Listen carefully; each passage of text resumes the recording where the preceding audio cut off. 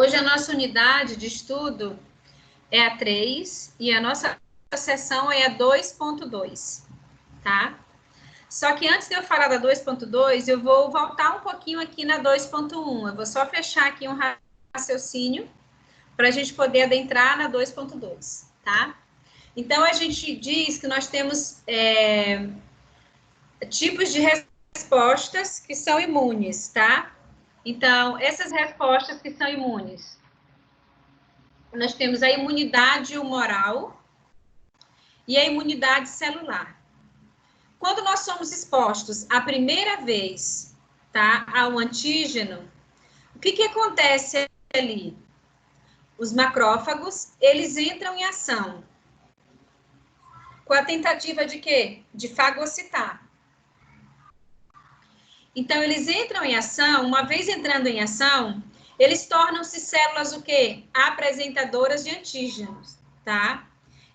Essas células que são apresentadoras de antígeno, elas vão estimular o quê? Os linfócitos T auxiliares, que são os linfócitos B e os linfócitos citotóxicos, tá bem? Quando nós nos expomos pela segunda vez ao antígeno, o que acontece? Nós já temos ali as nossas células de memória. Nós já reconhecemos aquele antígeno. Por quê? Porque nós já tivemos uma primeira exposição e essa nossa primeira exposição criou anticorpos, tá? Então, na segunda exposição, a gente tem célula de memória, tá bem? Então, essas células de memória, elas são os nossos anticorpos, tá?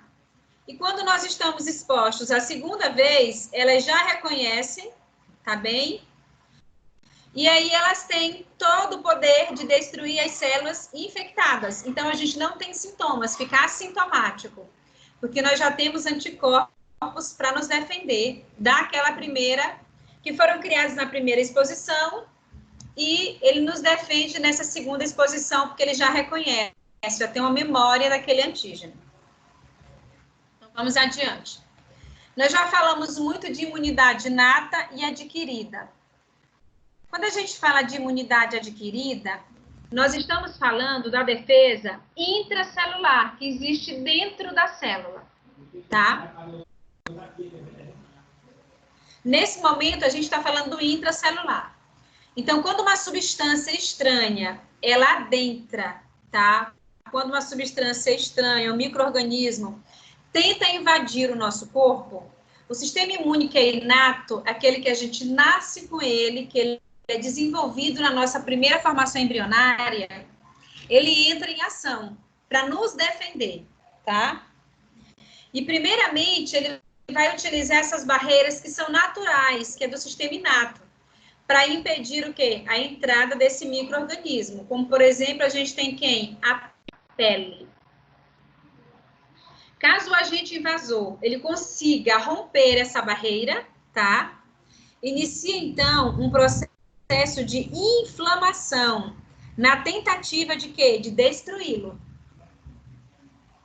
Mas, se o agente for resistente e permanecer ativo no organismo por vários dias, ocorrerá a ativação da resposta, que se chama o quê? Uma resposta imune adquirida, que ocorre por volta de 7 dias após o contato com o antígeno. Essa resposta, ela conta com a ajuda de quem? Dos linfócitos B e dos anticorpos especializados no combate de antígenos que são resistentes, tá? Então, o que a gente está falando aqui hoje, a gente já falou em outras aulas. A resposta adquirida é aquela que ela é formada ao longo do nosso desenvolvimento. Quando nós somos infestados por um antígeno, a primeira resposta que entra em ação é a resposta inata. Logo depois é adquirida. Então, a resposta imune adquirida, ela apresenta a fase humoral em que as células apresentadoras de antígeno, elas vão capturar os antígenos no ambiente ainda fora da célula, extracelular. E, em seguida, os leva até onde? até os linfonodos, tá? Leva até os linfonodos para quê? Com a tentativa de reconhecer, tá? Para que a gente fique livre, tá? Daquele momento de infestação.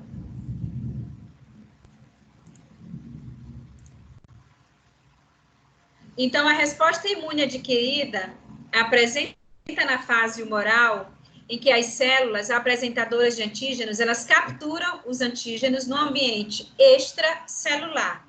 E em seguida leva esses até os linfonodos para apresentá-los, oferecê-los a quem? Aos linfócitos T, tá? E essa fase, ela já ocorre onde? No ambiente extracelular. Já a resposta imune adquirida celular, tá? A gente falou bem aqui em cima, ó, da humoral. Aqui a gente está falando da celular. Ela é mais efetiva na destruição do patógeno, tá? E de células alteradas, como, por exemplo, as células tumorais, elas acontecem no interior da célula. Então, elas conseguem reconhecer, tá? E impedir que se alterem. Elas não conseguem dar conta disso, porque o nosso organismo, a maioria das vezes, é que não ajuda, tá bem? Então, dessa forma, essa resposta se diferencia da humoral de que forma? Porque acontece no ambiente intracelular, tá? E suas células são linfócitos o quê? T. Os linfócitos T, eles são o quê? Eles ganham maturidade no timo, tá? Enquanto a resposta humoral acontece onde? No ambiente extracelular. Elas participam, tá? E os linfócitos B e anticorpos estão todos ali em conjunto, nessa participação. Com uma única finalidade, que é qual? Defender o nosso organismo contra agentes que são invasores. Tá bem?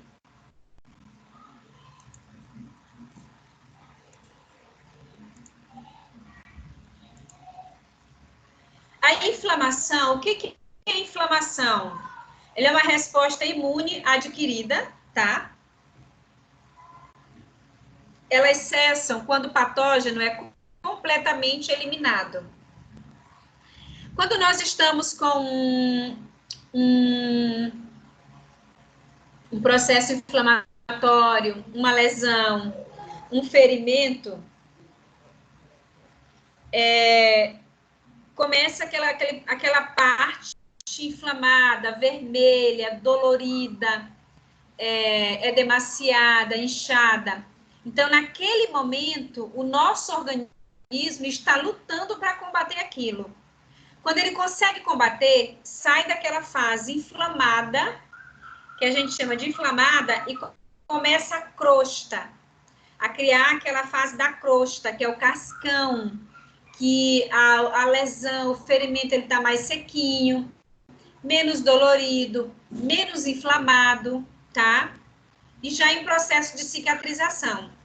Então, a inflamação e a resposta imune adquirida cessam quando o patógeno é completamente eliminado, permanecendo as alterações resultantes de quem? Da fibrose tecidual, da fibrose do próprio tecido.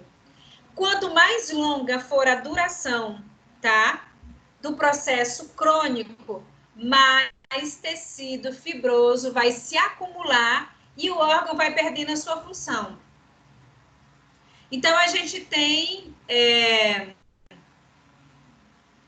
processos inflamatórios agudos e processos inflamatórios crônicos, tá? Uma doença crônica, ela é acompanhada por um processo inflamatório crônico, tá? A longo prazo, tá bem? Então, a gente tem sempre que lembrar que quando uma pessoa tem o primeiro contato com o antígeno, inicia ali o quê? Uma reação imunológica. O nosso sistema imunológico, ele entra em ação para nos defender.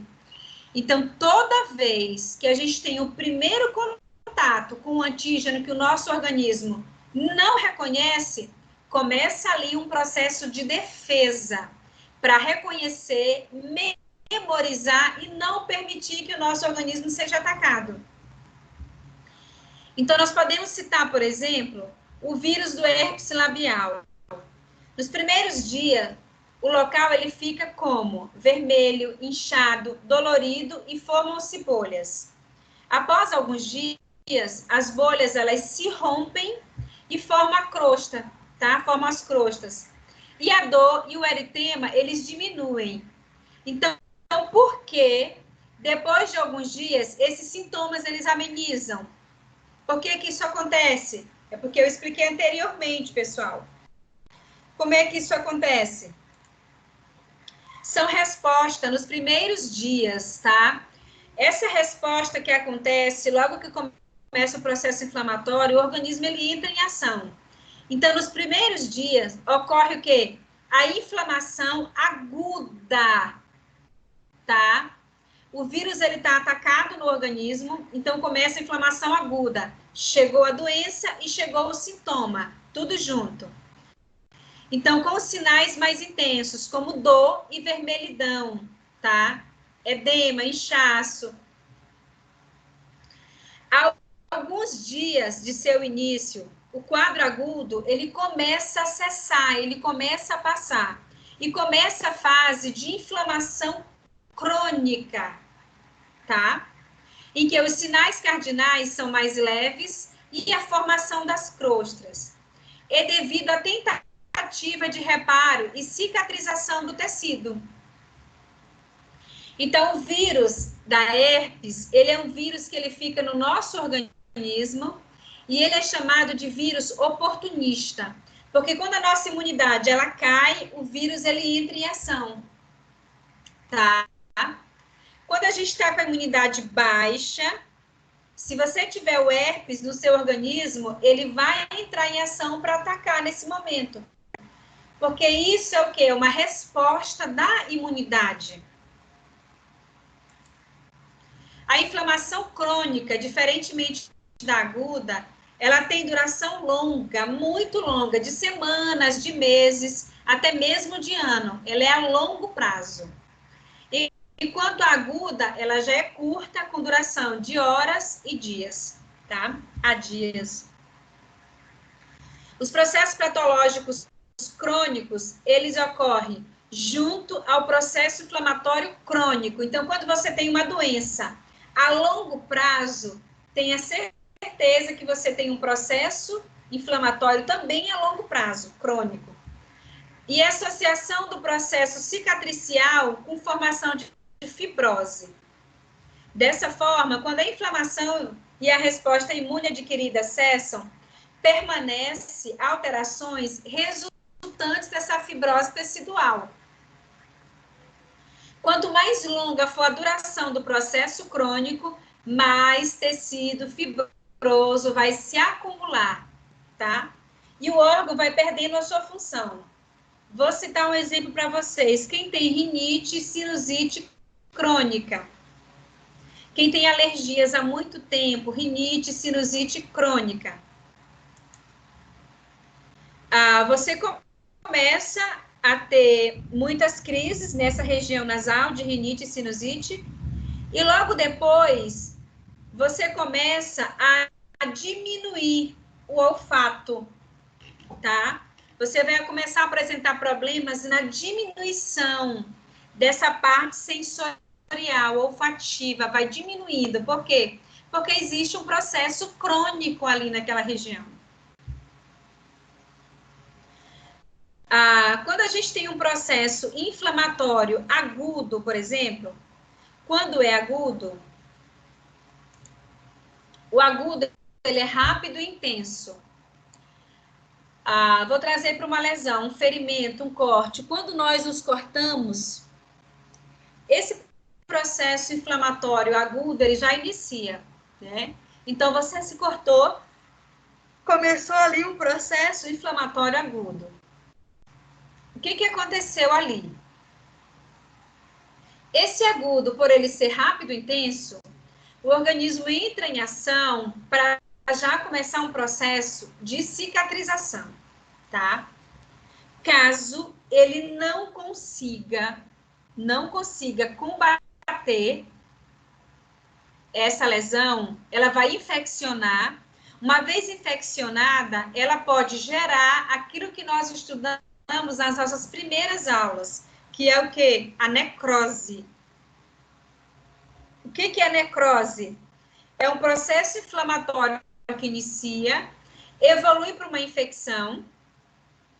Essa infecção, o organismo não consegue combater, porque não tem resistência, e aí instala-se um processo de necrose. A célula morre, ela é forçada a morrer, tá? Ela não passou pelo processo de apoptose, onde ela teve a sua morte natural e programada.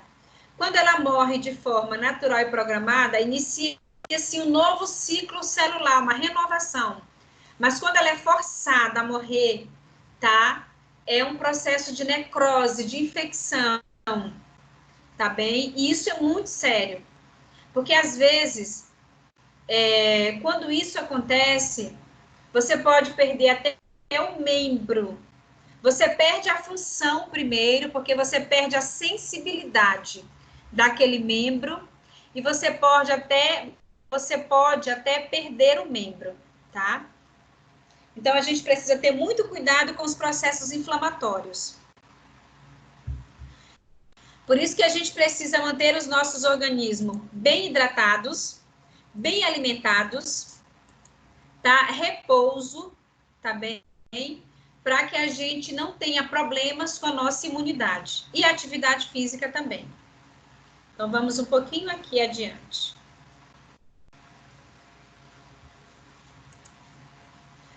O que eu tenho aqui, pessoal? Eu tenho uma mama, tá? E essa mama, ela tem aqui tecido adiposo, que é gordura, tem os lobos mamários, tem os ductos, tem o mamilo, e aqui tá começando um cisto, a formação de um cisto, tá? Esse aqui é um cisto, não é um tumor maligno. Então, aqui está existindo o quê? Um processo de uma formação celular inadequada, uma multiplicação celular inadequada, tá bem? Provavelmente, aqui, o que aconteceu? A célula se multiplicou e deu origem a esse cisto, tá? Mas o nosso organismo, ele é capaz de reconhecer e lutar contra esse cisto aqui, tá bem? Só que nem sempre ele consegue, mas existe uma tentativa de luta para que não se formem cistos no nosso organismo, tá bem? Os cistos, eles se apresentam de forma séssil, fixado na pele, ou pediculado, que é como se fosse pendurado, tá? Por exemplo, aqui eu tenho um fixado na pele, um cisto fixado, séssil, tá? Aqui eu tenho uma formação de bolha, um processo inflamatório, aqui. Geralmente, esse tipo de cisto aqui, ele precisa ser retirado por meio de intervenção cirúrgica, tá? Esse aqui. Qualquer peça que você tire hoje do seu organismo, é necessário fazer biópsia.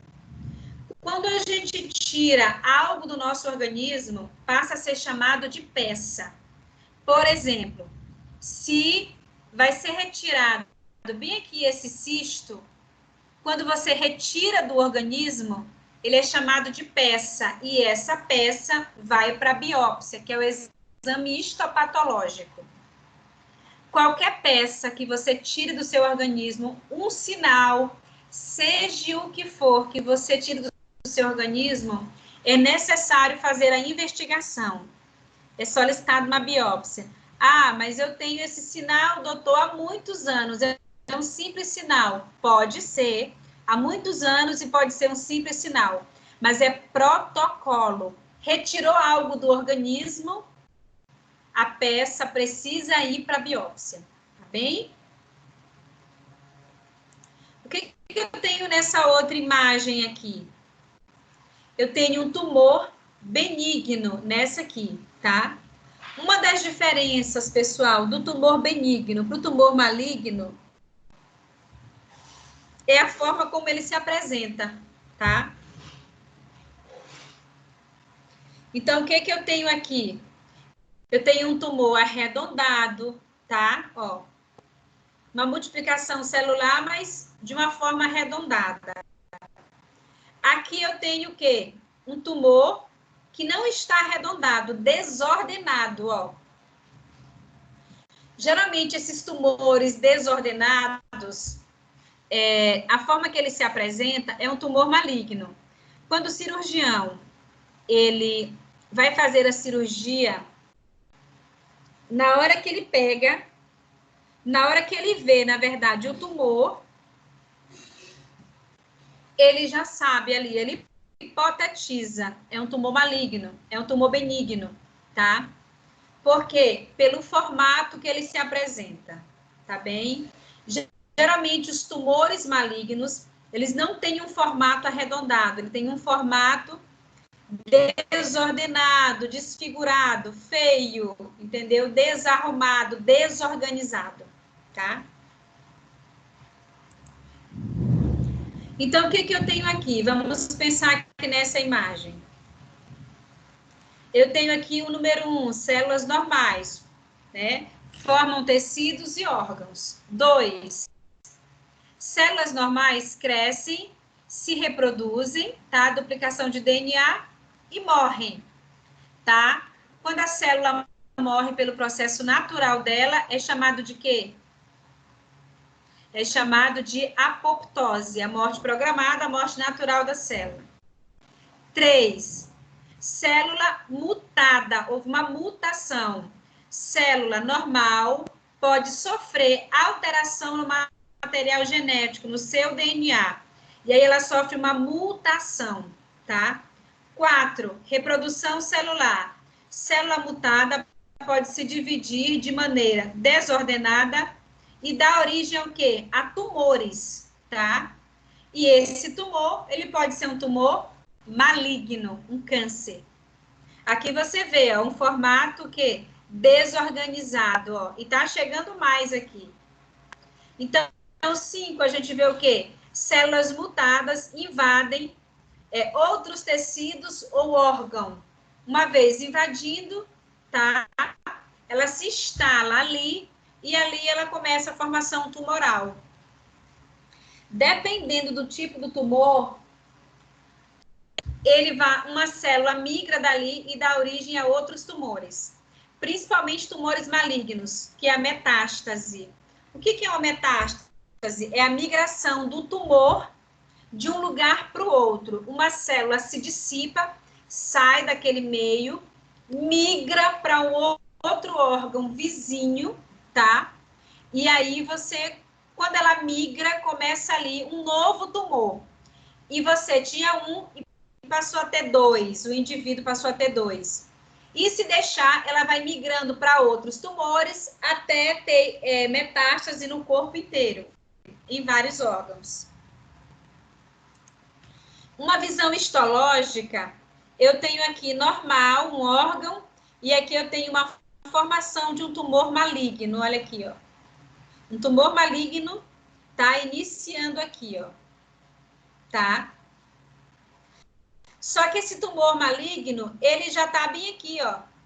Então, ele saiu daqui, uma célula se dissipou, se desprendeu daqui, chegou aqui e já está começando um novo tumor, que é metástase. Metástase é a migração do tumor de um lugar para o outro.